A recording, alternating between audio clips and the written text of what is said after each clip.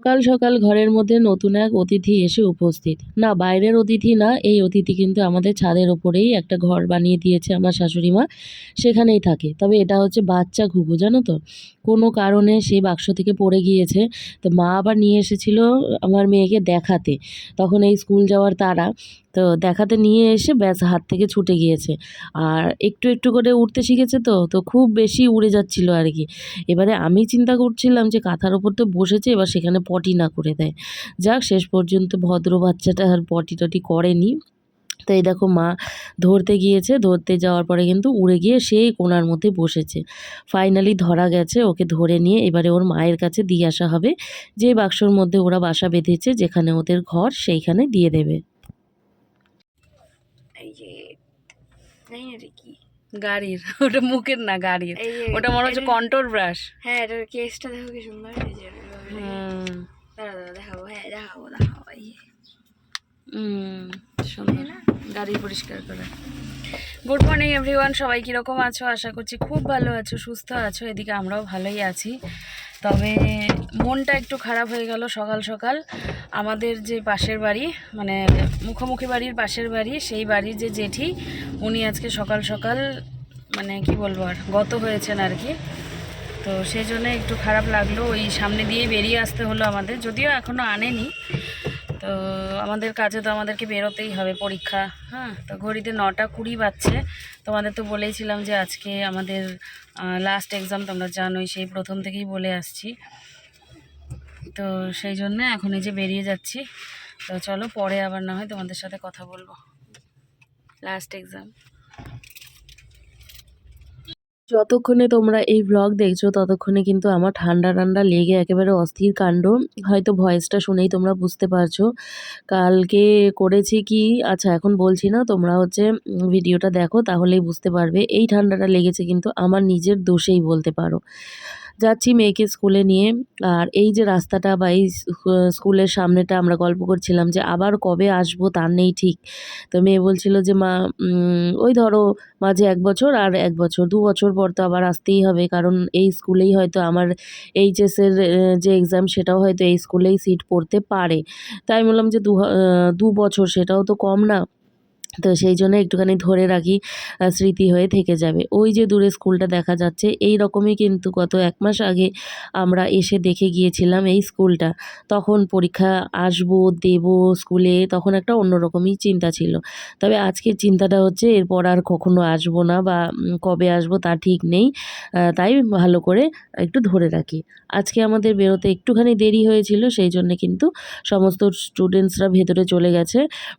মানে আমাদের দেরি হয়নি, ওরাই তাড়াতাড়ি ঢুকে গেছে আর কি, আমরা ঠিক সময়ে এসে পৌঁছে গেছি। যাক, মেয়েকে স্কুলে দিয়ে অনেকক্ষণ বসেছিলাম, 10:30 মতো বসেছিলাম, কারণ 10:30টায় লেখা শুরু হয়। তো রাস্তায় যেহেতু বসে থাকবো, বুঝতে পারছো আমাদেরও একটুখানি খিদে টিদে পায়। তো সেই জন্য একটা মিষ্টির দোকান থেকে খেয়ে নিলাম পুরি আর সবজি। আজকে আবার শনিবার, সেই জিনিস তো খাবো না। তো খেয়ে নিয়ে এইদিকে আশেপাশের গ্রামগুলো একটুখানি ঘুরতে বেরিয়েছিলাম। ঘড়িতে বাজছে 1:31। ছুটির টাইম হয়ে এসেছে। ওর বাবা বাইরে দাঁড়িয়ে আছে। আমি বললাম যাও মেয়েটাকে নিয়ে আসো গিয়ে। ওইদিকে মাকে ফোন করা হলো বাড়িতে, যে জেঠি মারা গেছে বললাম, সেই জেঠিকে নিয়ে আসা হয়েছে। তো জেঠির যে ভাই ওরা আছে, তো তারা আসবে, তারপর নিয়ে যাবে। মোটামুটি আরও 15-20 মিনিট মতো লাগবে। তো জানি না গিয়ে দেখা পাবো কি না, দেখি। ছুটি হবে তারপর। তো সবাই বসে আছে এখানে,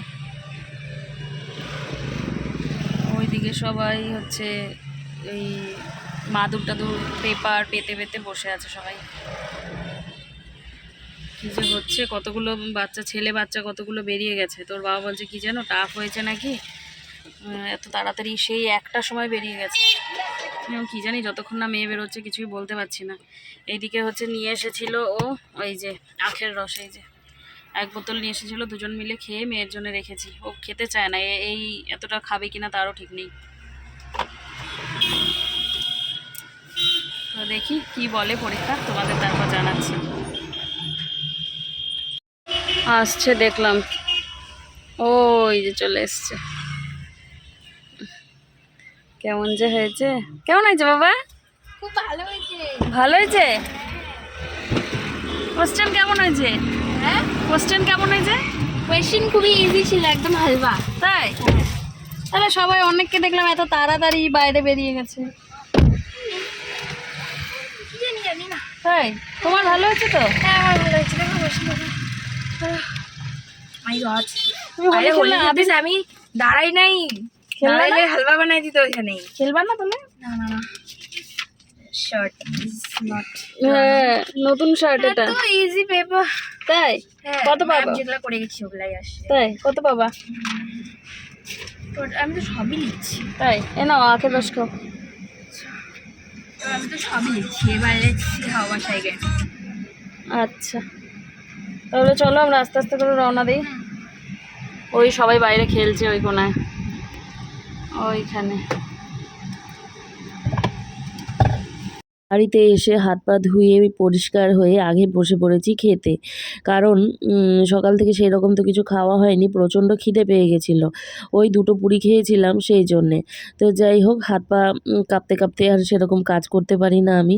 তো মা যেহেতু সবাইকে ভাত বেড়ে দিচ্ছিলোই, তো আমি বললাম যে আমার ভাতটাও বেড়েই দাও, একবারে আমিও খেয়ে নিয়ে তারপরে না হয় বাকি কাজকর্মগুলো করি।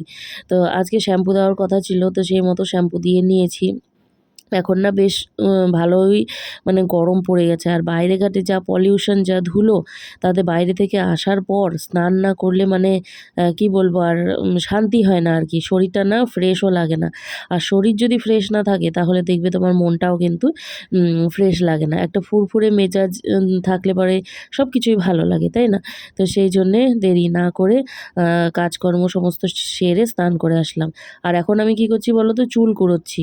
না হলে না এই চুলগুলোই সারা ঘর ছড়িয়ে পড়বে, আর এত বিরক্ত লাগে, ঝাড়ুর মধ্যে, পাপোশের মধ্যে সব জায়গায় আটকে থাকবে। তো সেই জন্য যে কটা চুল এই নিচে পড়েছিল সে কটা চুলকে হাত দিয়ে তুলে জায়গা মতো রেখে দিলাম। চুলের এই সমস্যায় আর কি বলবো, আর এমন সমস্যায় পড়েছি যে সমস্যা সমাধান হওয়ার মতো না। কিছুদিন না এমনিই চুল ওঠা কমে, জানো তো, কিছু করি না তারপরেও আবার কিছুদিন বেড়ে যায়। আমার মনে হয় এগুলো কিছু খাওয়া দাওয়ার পরিবর্তনের কারণে হয়তো হতে পারে। শুনেছি যে চুলের সমস্যা নাকি পেট থেকেও হয়। যেমন স্কিনের সমস্যা হয় পেট থেকে, তেমনি চুলের সমস্যাও হয়তো হয়। তো যা, খাওয়া দাওয়ার তো আর কোনো কিছু বাছবিচার নেই, সব কিছুই খেয়ে থাকি, সেই জন্যেই হয়তো এরকমের অবস্থা। যাই হোক, এবারে মেয়েকে আমি বারবার ডেকে ডেকে বলছিলাম, তোর পরীক্ষা তো শেষ, তোর পরীক্ষা তো শেষ, তোর নাকি পরীক্ষা শেষ, এরকম করে বলছিলাম আর কি। আর ও এই বিষয়টা নিয়ে খুব মজা করছিল, হাসাহাসি করছিল। কিন্তু ওর ইচ্ছে আছে একদিন ওর বান্ধবীদের সাথে একটুখানি ক্যাফে যাবে, একটু মিল্কশেক খেয়ে আসবে।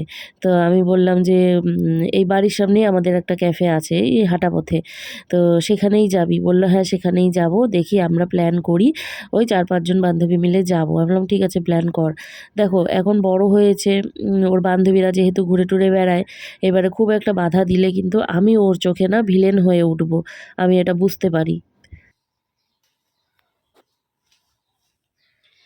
স্নান করে আসলাম, আর স্নানের আগে খাওয়া দাওয়াও করে নিয়েছি। সকাল থেকে বুঝতেই পারছো সেরকম খাইনি, আর ওই পুরি খেয়েছিলাম 2টো। তো বেশিক্ষণ থাকতে পারি না আমি, আর 2টোর বেশি পুরি আমি খেতেও পারি না। ওর বাবা খেয়েছে 3-4টে, কিন্তু আমি পারি না। তো আগে এসে ভাতটা খেয়ে নিলাম। মা হচ্ছে এত কিছুর মধ্যেও আবার রান্না বান্না করেছে, তাই ডাল করতে পারিনি। কতবার করে বলছে একটু ডাল করতাম, একটু ডাল করতাম। থাক, দরকার নেই, কারণ ওইখানে বারবার করে যেতে হচ্ছে। মা হচ্ছে চা বিস্কিট সমস্ত কিছু দিয়েছে।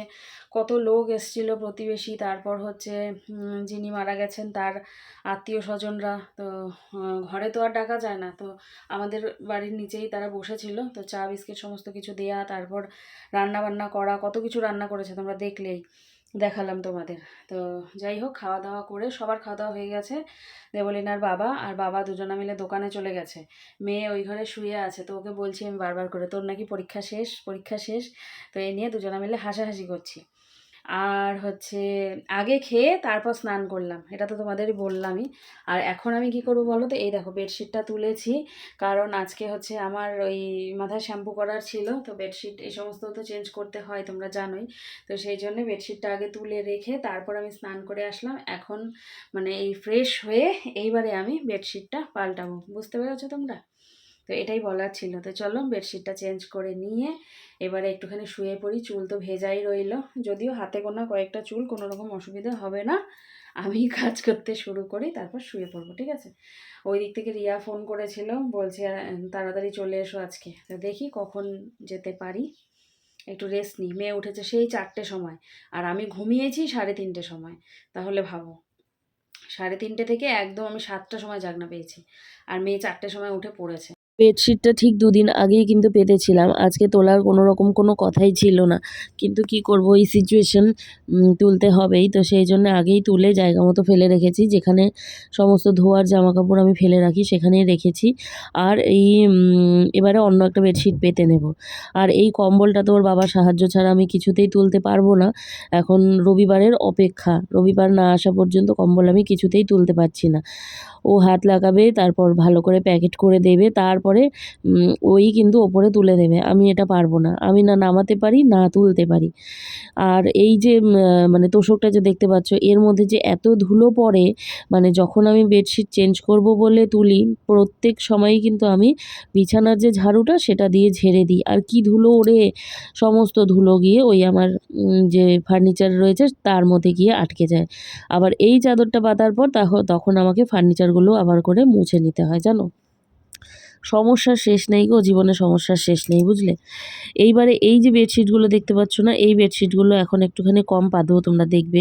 কারণ এগুলো ওই যে একটুখানি মোটা ধরনের হয়, তো সেগুলো আমার কি বলবো অসুবিধেই লাগে।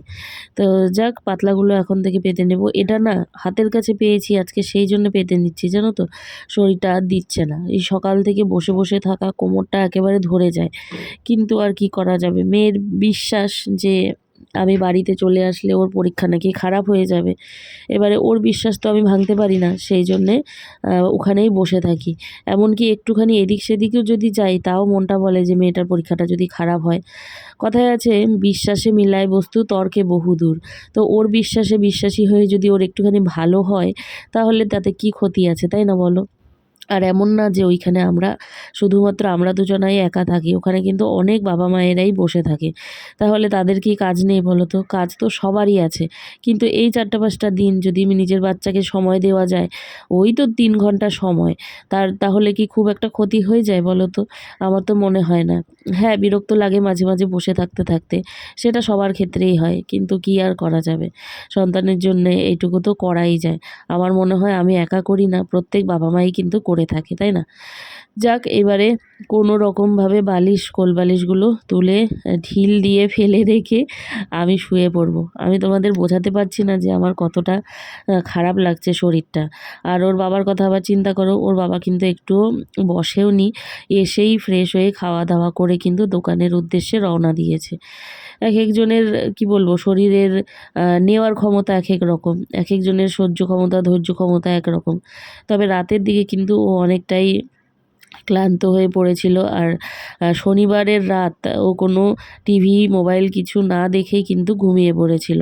এটা সচরাচর হয় না। শনিবার দিনকে ও একটু বেশি সময় ধরে টিভি দেখে, তোমাদের এর আগের ভ্লগেও আমি বলেছিলাম।